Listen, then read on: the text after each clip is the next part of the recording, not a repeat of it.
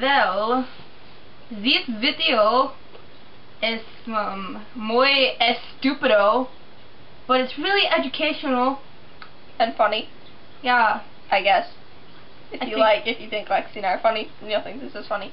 Which obviously you do, because we're hilarious. Not that many people think we're funny, Lexi. But we do. So, this is our video for Mr. Nelson's World History class. Enjoy!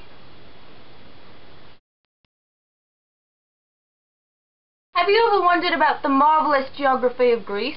If not, that sucks, because you're about to hear about it anyway. Greece is made up of two land masses full of harbours and valleys. It has an 8,500-mile coastline. It's bordered by the Ionian Sea to the west, the Aegean Sea to the east, and the Mediterranean Sea to the south. Greece is basically one big peninsula, since 3 sides of the country are bordered by sea. There's tons of islands off of Greece's coast. Many of them form in groups, sort of like a train. A trail of islands is called an archipelago. The Isthmus of Corinth connects the mainland of Greece in the north to the Peloponnese Peninsula in the south. An isthmus is a narrow strip of land connecting big chunks of land. Greece is very mountainous. 80% of the country is covered in mountains, to be exact. The Peloponnese mountain range is in the south, and the Pindus mountain range covers the north. They range from 8 to 10,000 feet tall. Want to learn about the Greeks? Because I want to tell you about them. Sure. Well, I'm glad you do, because they contributed lots of things to Western civilization. Okay, like what? Well, they made tons of advances in math and geometry. Ever heard of Pythagorean theorem? Yeah, I learned that crap in school. Well, a Greek dude named Pythagoras thought that up. Really? Yeah, there's smart people all up in Greece. Without them, we wouldn't have democracy, the Olympics, our alphabet, or comedy and theater for entertainment. Okay, I've got to admit, that's pretty interesting. I know, what did I tell you? We'd barely even be able to build anything if it weren't for their architecture. So, wouldn't even have a house? Who knows, maybe not. We'd still think the Earth is flat. They decided the Earth was round and even calculated the circumference. Plus, they figured out the sun is in the middle of the universe, not us. Wow, maybe you're right. The Greeks are kind of important. I know! Check out this water displacement and density. Whoa! Did you see that water rise? Yeah! Didn't a guy discover that when he's taking a bath? Yeah, he did. There was also very famous philosophers in Greece, too. Whoa! That tree! It's like a shadow or like a reflection of the ideal tree.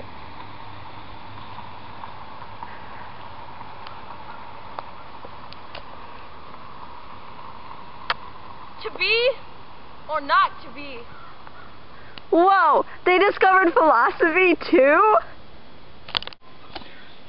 You look like quite the sophisticated young woman. Would you like to have a conversation on ancient Greek government with me? Oh, I love ancient Greek government. Of course I would. Did you know that they were divided into 4 main divisions by Aristotle? Monarchies, oligarchies, tyrannies, and democracies. Well, of course I knew that. Did you know the first one was the monarchies and they were ruled by kings and queens? Duh, who doesn't know that? The second was oligarchies. They were ruled by a very rich, powerful few. Well, after oligarchies, there were the tyrannies, and those were people that overthrew the original rulers. Of course I knew that too, but the most recent form of ancient Greek government was the direct democracy. Each male citizen of Greece had a say in what was going on in their government. Oh, well, you knew a bit more than I thought you would. It was nice conversating with you. Thanks for talking to me. Have a nice day, ma'am. Oh man, look at these kids hard at work. Hard at work? If they were in Sparta right now, these boys would be in military training. They would have already been training for the military for at least like 4 years. They start when they're 7 there, and they don't quit until they're 20. How can you call that hard at work while they're sitting behind a desk? Even girls would be physically training because they thought that tough girls made tough babies. Imagine if they were in Athens. Those kids would be accused of being lazy every single day. half of them wouldn't even be in school because poor children couldn't go. They had to stay home and help with their families. Maybe the middle class would go to school for like 3 or 4 years, but basically all they learned was reading, writing, and like gym class, pretty much. At 18, they had to go work for the military, so they couldn't continue their education for long. But every once in a while, a rich boy would come along, and he would get a wisdom teller to help him study. But then again, all they would learn is public speaking and persuasion and stuff to help them in the long run. Lexi, you want to know something really cool? Sure, but I bet it's not as cool as modern day contributions. It's better, trust me. What could be better than that? Did you know they had pets? Like what?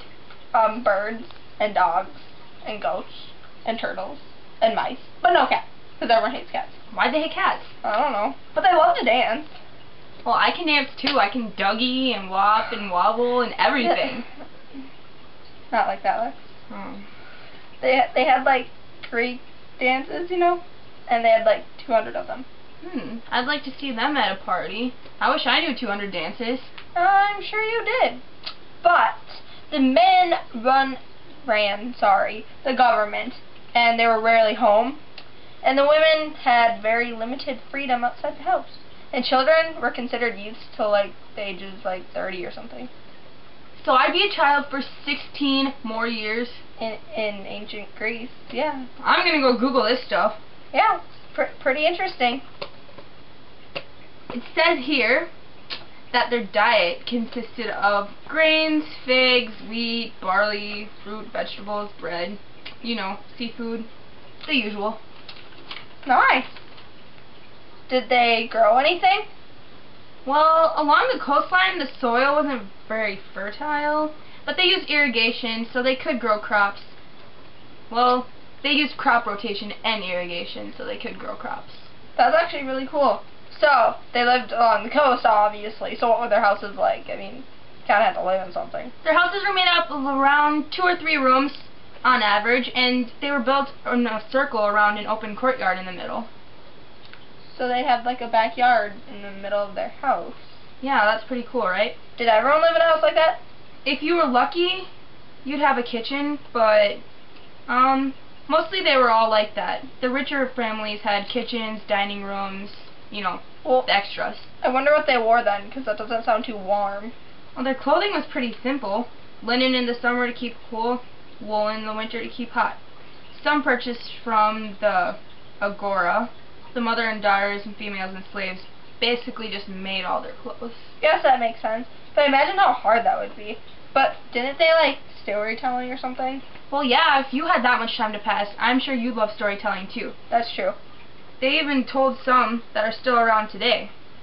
Look at us. We're just experts on Greece. When did we get so genius? We could still tell a story about it. I am here at Athena's temple where they believe Medusa was cursed. Here is Lexi to tell us more about it. This is believed to be the temple where Medusa was caught in the act with her boyfriend. At one time she was gorgeous and had beautiful golden locks, but Athena was ashamed at how her and her boyfriend were using the temple, so she replaced her gorgeousness with a hot mess for a face and snake for hair. Legend has it if you stared deep into her eyes you'd become stone. The end!